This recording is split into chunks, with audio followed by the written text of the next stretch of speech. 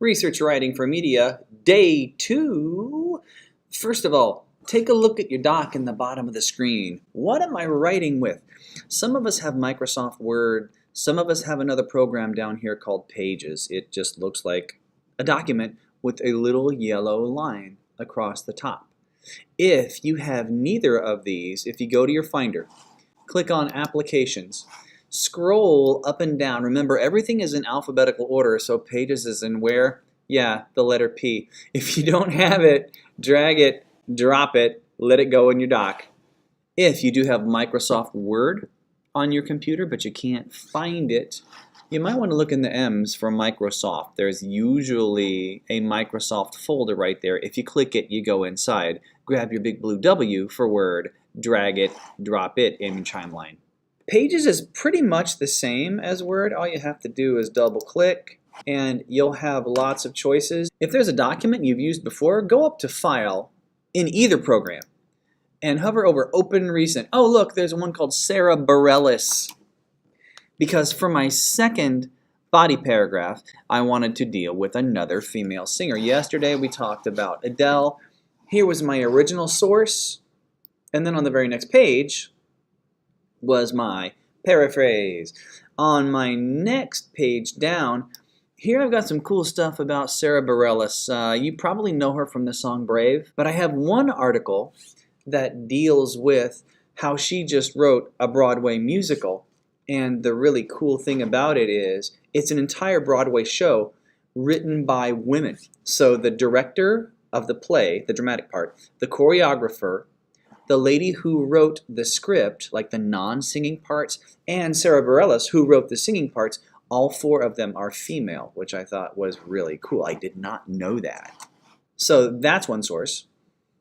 The second source that I've got, and you can see I have three right here, deals with how Waitress, the show that she's written, doesn't have a standard woman has to fall in love with the guy and live happily ever after with him. Look what they wrote here. Jenna, the main character, her story doesn't necessarily end in romance, which is a rare outcome for a female director on Broadway.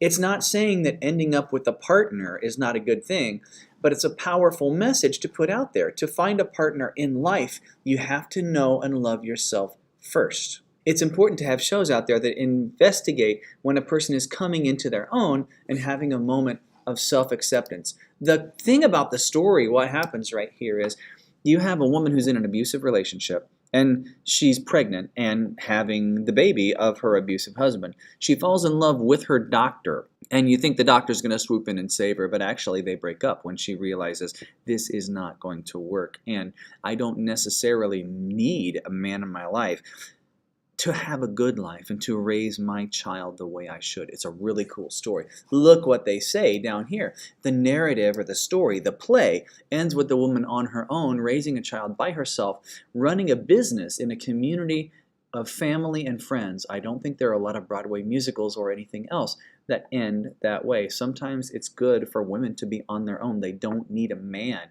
to have value, right? Right. Yeah, look at this. It's very unfortunately phrased. Sarah tells ABC Radio that she initially wanted to write the music for the show because of its unusual story. It's about an unhappy pregnant waitress who bakes pies as a means of escape, which sounds really corny. But I like the fact that you're dealing with a woman who doesn't have a lot of choices in life. She works at this little diner. She's not rich. She's not super smart. She's just an ordinary lady in a dead-end job who manages to have a good life anyway. And isn't that what we all should want? You don't have to have a doctorate to live a good life. And the story shows that specifically through the eyes of a woman, which I thought was really, really cool.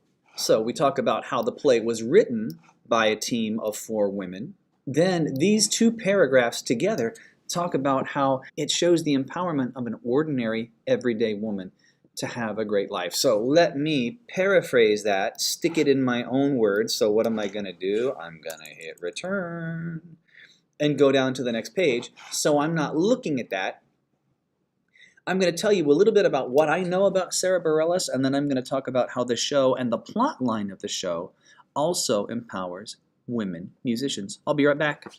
Here's body paragraph 2, 8 whopping sentences.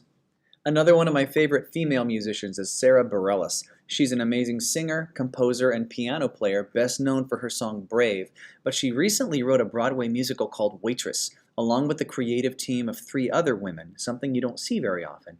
The play tells the story of Jessie, a short order cook whose only real talent is baking pies in a diner. She longs to escape her physically abusive marriage, especially after finding out that she is pregnant. As in many other stories like this, Jessie falls in love, in this case with her doctor, but realizes they could never be together and leaves him. The play ends with the main character and her daughter living together alone and enjoying every minute of it.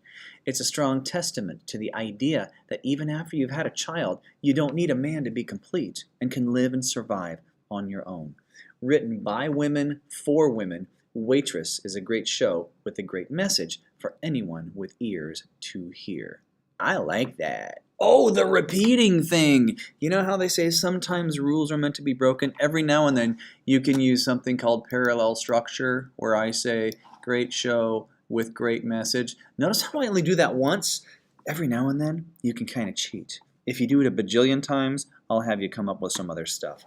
But sometimes when you know the rules, it's easy to break them. And a lot of the stuff in this paragraph where I tell about the story, I didn't have to look it up. You know why? Because I knew the story because I've listened to the musical a million times.